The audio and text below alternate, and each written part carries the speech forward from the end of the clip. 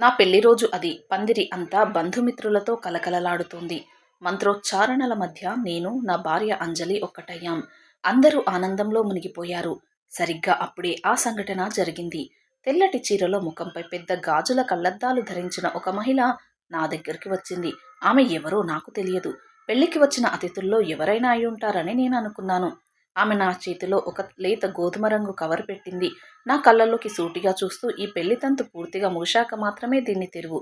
ఇది నీ భవిష్యత్తును మారుస్తుంది అని చెప్పి వెళ్ళిపోయింది. ఆమె గొంతులో ఏదో తెలియని గాంభీర్యం ఉంది. నేను ఆ కవరును జేబులో దాచుకున్నాను. పెళ్లి పనుల్లో పడి ఆమెను గురించి మర్చిపోయాను. మధ్యాహ్నం భోజనాలయ్యాయి. బంధువులంతా వెళ్ళిపోయారు. రాత్రి సమయం అయ్యింది. ఇంట్లో నిశ్శబ్దం రాజ్యమేలుతోంది. అంజలి గదిలో ఉంది. నేను కూడా గదిలోకి వెళ్ళాను. అప్పుడు మళ్ళీ ఆ కవరు గుర్తొచ్చింది. అంజలి నిద్రపోయాక నేను మెల్లగా గది బయటకు వచ్చాను. హాల్లో కూర్చొని ఆ కవర్ను తీశాను. నా గుండె వేగంగా కొట్టుకుంటుంది. దేని గురించి ఈ భయం? దేని గురించి ఈ ఆతృత? తెలియదు. ఆ కవర్ తెరిచాను.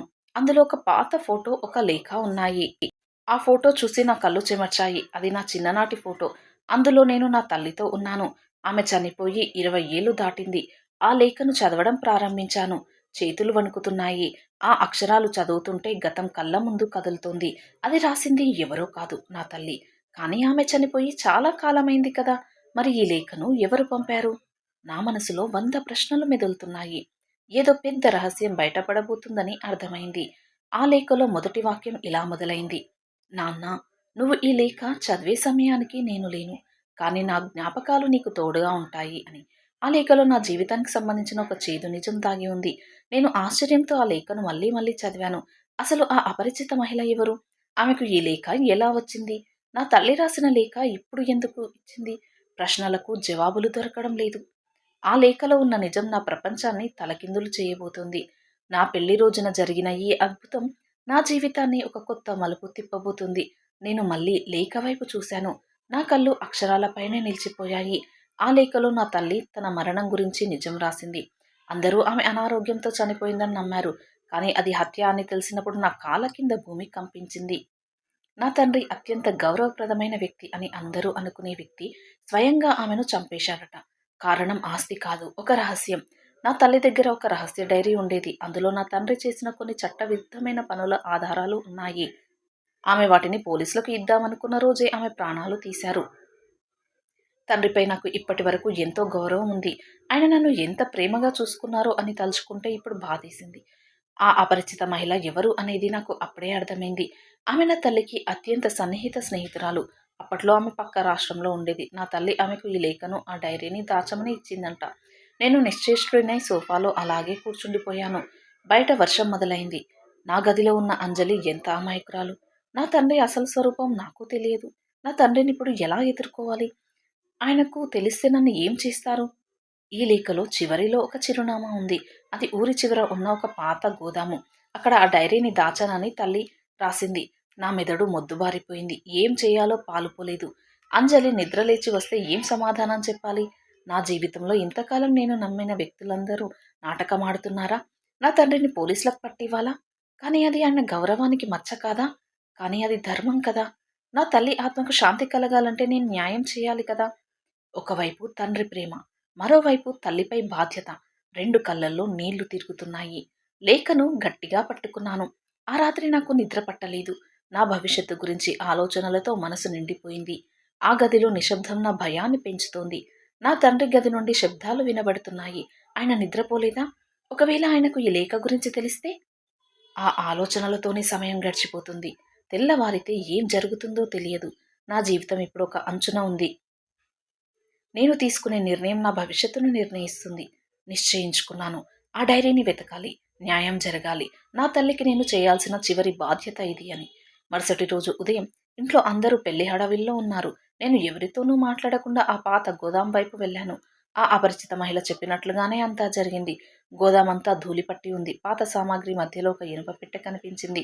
నా గుండె వేగంగా కొట్టుకుంటుంది. ఆ పెట్టెను తెరవడానికి ప్రయత్నించాను. కానీ అది లాక్ చేయబడి ఉంది. నా దగ్గర ఉన్న తాళం చెవి అది కాదు. అప్పుడు గుర్తొచ్చింది. లేఖతో పాటు ఒక చిన్న కీ కూడా ఉంది. ఆ కీని పెట్టెలో పెట్టి తిప్పాను. పెట్టె తెరుచుకుంది. లోపల ఆ డైరీ ఉంది. భయపడుతూనే ఆ డైరీని తీశాను. ప్రతి పేజీలో నా తండ్రి చేసిన నేరాల చిట్టా ఉంది. ఆయన ఒక గ్యాంగ్‌స్టర్‌తో సంబంధాలు పెట్టుకున్నాడు. రాజకీయాల్లోకి రావడానికి ఆయన ఎందరి ప్రాణాలు తీశారో అందులో వివరంగా ఉంది.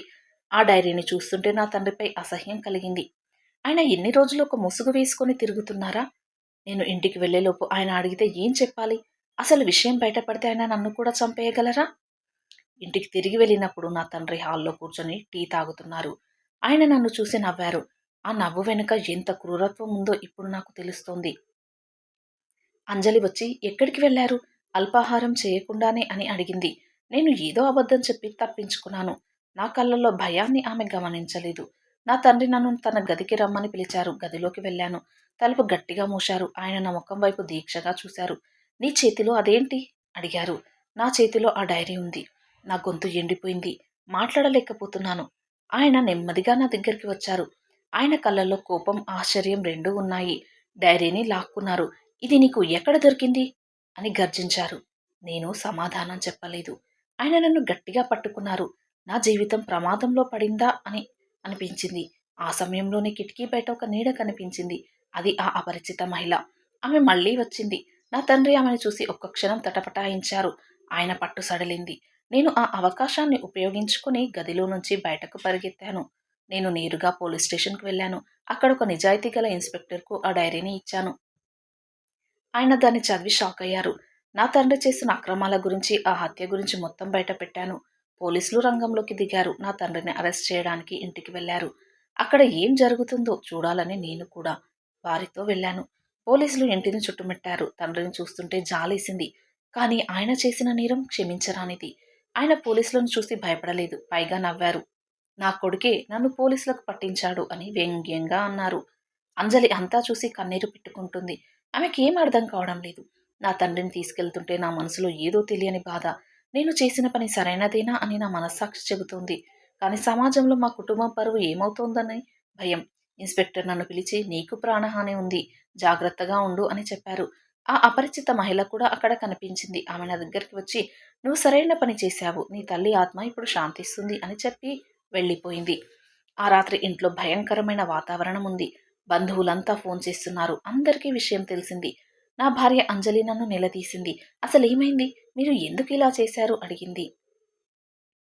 నేను అంజలికి అంతా వివరించాను. ఆమె వింటూ ఉంటే ఆమె కళ్ళల్లో నీళ్లు తిరుగుతున్నాయి. నా తండ్రి చేసిన తప్పులకు ఆమె నన్ను నిందించడం లేదు. ఆమె నాపై జాలి చూపిస్తోంది. నా కుటుంబం నా నుంచి దూరం అవుతూ ఉంటే చూస్తూ ఉండిపోయాను. నా స్నేహితులు కూడా నన్ను విమర్శిస్తున్నారు. తండ్రిని జైలుకు పంపే కొడుకు ఉంటాడా? నువ్వు తప్ప అని అడుగుతున్నారు. నేను ఎవరికీ సమాధానం చెప్పలేకపోతున్నాను. నా తల్లి కోసం, న్యాయం కోసం నేను తీసుకున్న నిర్ణయం నన్ను ఒంటరిని చేసింది. కానీ నా అంతరాత్మ ప్రశాంతంగా ఉంది. నిజం ఎప్పుడూ చేదుగానే ఉంటుంది. నేనిప్పుడు ఏకాకిని, కానీ న్యాయం వైపు ఉన్నాను. ఈ సంఘటన నా జీవితాన్ని పూర్తిగా మార్చేసింది. ఇకపై నేను ఎలా బ్రతకాలి? ఈ సమాజంలో నేను ఎలా తలెత్తుకు తిరగాలి అని ఆలోచిస్తున్నాను. నా తండ్రికి కోర్టులో జీవిత ఖైదు పడింది. ఆయన బయటికి వచ్చే అవకాశం లేదు. ఈ సంఘటన జరిగి 2 సంవత్సరాలవుతుంది. నా జీవితం ఇప్పుడు కొత్త మలుపు తీసుకుంది. నేను ఒక సామాజిక కార్యకర్తగా మారాను. నా తండ్రి పేరుతో ఉన్న ఆస్తిని మొత్తం పేద ప్రజల కోసం దానం చేశాను. అంజలి నాకు అండగా నిలిచింది. మేమిప్పుడు కొత్త నగరంలో నివసిస్తున్నాము. ఎవరూ మమ్మల్ని ఇక్కడ గుర్తుపట్టరు. నా తల్లి గురించి, ఆ అపరిచిత మహిళ గురించి తరచుగా ఆలోచిస్తుంటాను. ఆమె ఎవరో ఇప్పటికీ తెలియదు. ఆ అపరిచిత మహిళ నిజంగానే దైవదూతగా నా జీవితంలోకి వచ్చి నా కళ్ళు తెరిపించింది. లేకపోతే నేను కూడా నా తండ్రిలాగానే అబద్ధాల పునాదుల మీద నా జీవితాన్ని ఆ సంపదపై నిర్మించుకునేవాడిని. నా తల్లికి నేను ఇచ్చిన మాట నిలబెట్టుకున్నాను. న్యాయం గెలిచింది. కానీ నేను కోల్పోయిన సంబంధాలు ఎప్పటికీ తిరిగి రావేమో. ఇప్పుడు నాకు కొడుకు పుట్టాడు. వాడికి మంచి విలువలతో కూడిన జీవితాన్ని ఇవ్వాలి అని అనుకుంటున్నాను. గతంలోని చీకటి రోజులు గుర్తొచ్చినప్పుడల్లా బాధ కలుగుతుంది. కానీ అది నాకు పాఠాన్ని నేర్పింది. నిజాయితీతో బతకడం ఎంత కష్టమో అంత గొప్పదని తెలిసింది. నా తండ్రి జైలు నుంచి ఒక ఉత్తరం రాశారు. అందులో ఆయన తన తప్పు తెలుసుకున్నట్టు రాశారు. అది చదివినప్పుడు నా మనసు తేలికపడింది. మనిషి మారడానికి మరణమే అవసరం లేదు. ఒక్కోసారి అనుభవాలే సరిపోతాయి. ఆ లేఖను నేను భద్రంగా దాచుకున్నాను.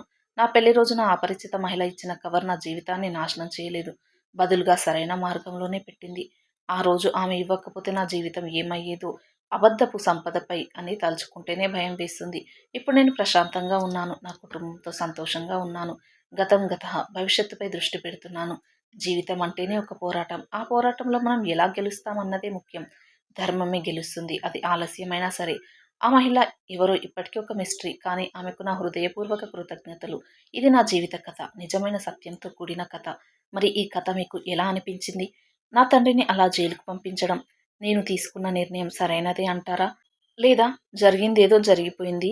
నా తండ్రిని క్షమించి తండ్రితో పాటు కలిసి ఉంటే బాగుండేదా? మీ విలువైన అభిప్రాయాన్ని తప్పక కామెంట్స్‌లో తెలియచేయండి. అలాగే వీడియో నచ్చితే ప్లీజ్ లైక్ చేసి సబ్స్క్రైబ్ చేసుకోండి. Thanks for watching.